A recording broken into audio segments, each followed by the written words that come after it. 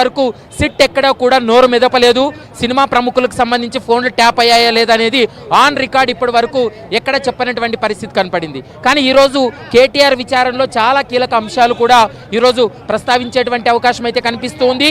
ముఖ్యంగా అతను పార్టీకి వర్కింగ్ ప్రెసిడెంట్గా ఉన్నాడు కాబట్టి పార్టీకి సంబంధించినటువంటి ఆర్థిక లావాదేవీలు, ఎస్ఐబి అధికారులు, టాస్క్ ఫోర్స్ పోలీసులు వ్యాపారవేత్తలను బెదిరింపులకు గురి చేసి పార్టీకి ఫండ్ను క్రియేట్ చేశారనేటువంటి అంశాన్ని కూడా ప్రధానంగా చర్చ జరుగుతుంది. కాబట్టి వాటికి సంబంధించి కూడా కేటీఆర్ను ప్రశ్నించేటువంటి అవకాశం అయితే కనిపిస్తుంది. మరోవైపు ఈ కేసులో ప్రధానంగా మనం ఇప్పటి వరకు చూసాం, హరీష్ రావు వచ్చినటువంటి సమయంలో జూబ్లీహిల్స్ పోలీస్ స్టేషన్ వద్ద ఎలాంటి పరిస్థితులు ఉన్నాయో అలాగే ఇప్పుడు కూడా ఉంది. దాదాపు 500 మంది పోలీసులతోటి బందోబస్తు ఏర్పాటు చేశారు.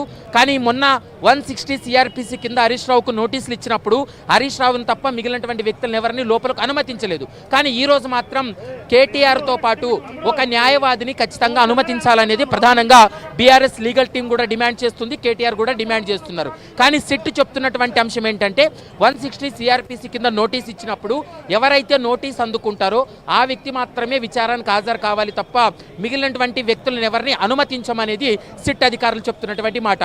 ఒకవేళ ఏదైనా కోర్టు డైరెక్షన్స్ ఉన్నా ఖచ్చితంగా న్యాయవాది సమక్షంలో విచారణ జరపాలని ఆదేశాలు ఉన్నప్పుడు మాత్రమే న్యాయవాదిని అనుమతిస్తాం తప్ప ఇప్పుడు 160 సిఆర్పిసి కింద ఇచ్చినప్పుడు వాంగ్మూలాన్ని నమోదు చేసేటువంటి సమయంలో ఎట్టి పరిస్థితుల్లో వేరే వ్యక్తులను అనుమతించమనేది ప్రస్తుతం అయితే మాత్రం సిట్ అధికారులు చెప్తున్నారు. ప్రస్తుతం మనం చూస్తున్నాం కేటీఆర్ మరికొన్ని క్షణాల్లోనే జూబ్లీహిల్స్ సిట్ కార్యాలయానికి చేరుకునేటువంటి అవకాశం అయితే స్పష్టంగా కనిపిస్తుంది.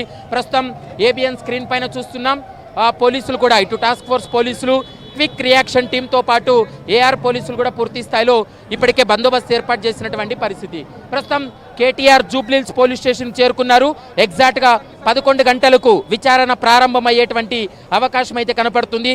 ఇప్పటికే ఆన్ కెమెరా విచారణ కొనసాగుతుంది. ఎందుకంటే ఇప్పటి వరకు సాక్షులను కావచ్చు, నిందితులను కావచ్చు, ఈ కేసులో అనుమానితులను కావచ్చు విచారణ జరిపినటువంటి సమయంలో ఆన్ కెమెరానే రికార్డ్ చేస్తూ ఉన్నారు. విచారణ మొత్తం కూడా రికార్డ్ చేస్తూ ఉన్నారు. ప్రస్తుతం మనం చూస్తున్నాం విజువల్స్లో కూడా కేటీఆర్తో పాటు మరికొంతమంది బీఆర్ఎస్కి సంబంధించినటువంటి నేతలు రావడం జరిగింది. కేటీఆర్ ఇప్పుడే సిట్ కార్యాలయం లోపలికి ఎంటర్ అయ్యాడు. ప్రస్తుతం మనం విజువల్స్లో కూడా చూస్తున్నాం. ఈరోజు సాయంత్రం వరకు కూడా కేటీఆర్ను సుదీర్ఘంగా విచారణ జరిపి వాంగ్మూలాన్ని నమోదు చేసేటువంటి అవకాశం అయితే స్పష్టంగా కనిపిస్తుంది. ఇందులో చాలా కీలక అంశాలు, ఎందుకంటే ఇప్పటి వరకు జరిగినటువంటి విచారణ ఒక ఎత్తు అయితే సిట్టు ఏర్పాటైన తర్వాత హైదరాబాదు కమిషనర్ సజ్జనార్ నేతృత్వంలో ఏర్పాటైనటువంటి సిట్టు విచారణ తర్వాత ఈ సిట్టు విచారణ దూకుడు పెంచిందనేది మనకు స్పష్టంగా అర్థమవుతుంది. ప్రస్తుతం ఈ కేసుకు సంబంధించి అయితే మాత్రం ఇటు బీఆర్ఎస్కి సంబంధించినటువంటి కీలక నేతలందరినీ కూడా ఒక్కొక్కరిని విచారణకు పిలుస్తూ ఉన్నారు. ఇక ఇప్పటికే హరీష్ రావుని విచారణ జరిపారు. హరీష్ రావు తర్వాత ఇప్పుడు కేటీఆర్కు నోటీసులు ఇచ్చి ఈరోజు కేటీఆర్ను విచారణ జరుపుతున్నారు. దాని తర్వాత మరికొంతమందిని ఇటు సంతోష్ రావుని కావచ్చు, కేసీఆర్ను వీరిద్దరిని కూడా విచారణ జరిపే